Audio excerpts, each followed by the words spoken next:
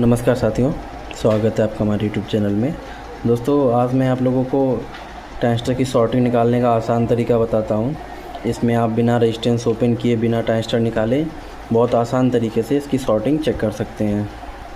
दोस्तों, यह तरीका सभी एम्पलीफायर पे काम करता है, जैसे कि क्लास एच एम्पलीफायर हो, AB एम्पलीफायर हो, किसी भी प्रकार के एम्पलीफायर हो, उसमें आप बिना रेजिस्टेंस अलग किए, बिना ट्रांजिस्टर निकाले सारे ट्रांजिस्टर की जांच एक साथ हो जाती है।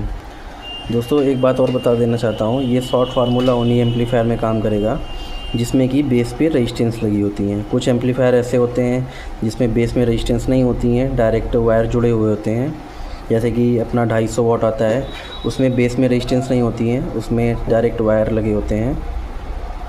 तो ये शॉर्ट फार्मूला उस एम्पलीफायर में काम नहीं करेगा, ये उसी में काम करेगा जिसमें कि सारी ये बेस पे रेजिस्टेंस लगी है।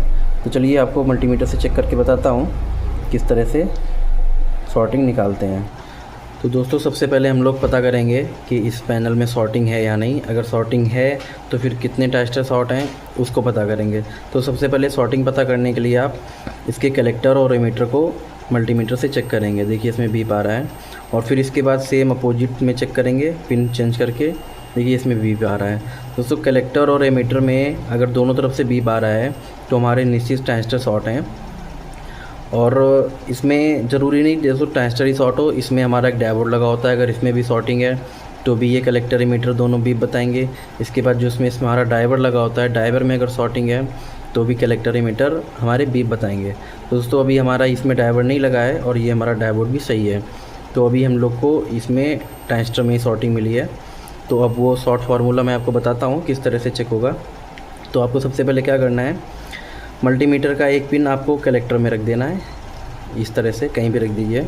और इसके बाद आप सारे बेस पे चेक करते जाइए। देखिए मैं आपको दिखाता हूँ।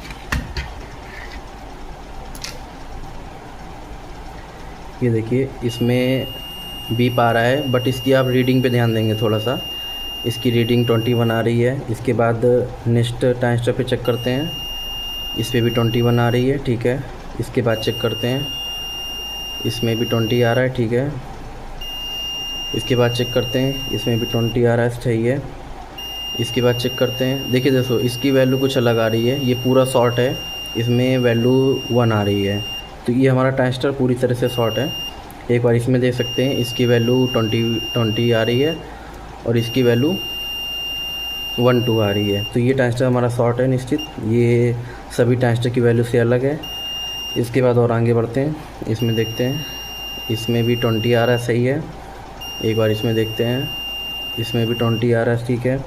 एक बार इसको देखते हैं, इसमें भी 20 आ रहा है, ठीक है। एक बार इसको देखते हैं, इसमें 18 आ रहा है, इसकी वैल्यू थोड़ी चेंज है। और एक बार इसको देखते हैं, इसमें भी 20 आ रहा है। तो दोस्तों, दो ट्रांजिस्टर मिले हमको, एक ये मिला है, इसकी वैल्यू 90 जा रही है, 80 जा रही है। और एक ट्रांजिस्टर ये मिला है, इसकी वैल्यू 2 जा रही है। तो दोस्तों, हम लोगों को दो ट्रांजिस्टर अलग मिले हैं, यही दो ट्रांजिस्टर हमारे ख़राब हैं। अब दोस्तों, जो हमको ट्रांजिस्टर जिनकी वैल्यू अलग मिली है, अब मैं उनके बेस की रेजिस्टेंस अलग करके आपको दिखाता हूँ कि वही ख़राबी है या नहीं है। तो दोस्तों, ये दो ट्रांजिस्टर जिनकी वैल्यू हम लोग को अलग मिल रही थी, एक ये और ये, इन दोनों की बेस की रेजिस्टेंस अलग कर दी है। अब आपको मैं फिर से टेस्टिंग करके दिखाता हूँ एक बार। तो जैसे हम लोग चेक कर रहे थे वैसे ही चेक करेंगे। अब एक बार जो हमारे ट्रांजिस्टर लगे हुए हैं उन पर नज़र डाल लेते हैं। अब देखिए इस पर कोई बीप नहीं आ रहा है और वैल्यू भी आना बंद हो गई है। अब इसको हम लोग प्लस से चेक करेंगे, तो ये देखिए वैल्यू हमारी आ गई है। एक तरफ से वैल्यू आती है, एक तरफ से वैल्यू नहीं आती है। तो हमारे बाकी के ट्रांजिस्टर सही हैं।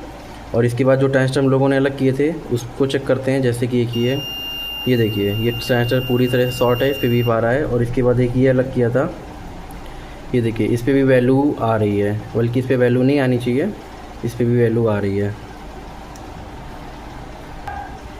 तो हम लोग को ये दो ट्रांजिस्टर ख़राब मिले हैं और मल्टीमीटर से लगे में इन्हीं दोनों ट्रांजिस्टर की वैल्यू अलग आ रही थी और हम लोग को ये दो ट्रांजिस्टर ख़राब मिले हैं।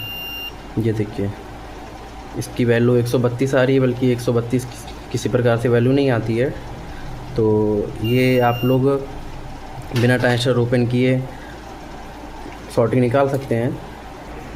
दोस्तों क्लास एच के जो एम्पलीफायर होते हैं उसमें भी BSP रेजिस्टेंस जो होती हैं सेम तरीका उसमें भी चेक करने का है, उसमें भी आप इस तरह से सॉर्टिंग निकाल सकते हैं। इस तरह से दोस्तों जिसमें 10 मिनट का टाइम लगता था उसमें आप लोग 1 मिनट में ही बहुत आसान तरीके से सॉर्टिंग निकाल सकते हैं। दोस्तों आज के लिए इतना ही, मिलते हैं नेक्स्ट वीडियो में। धन्यवाद।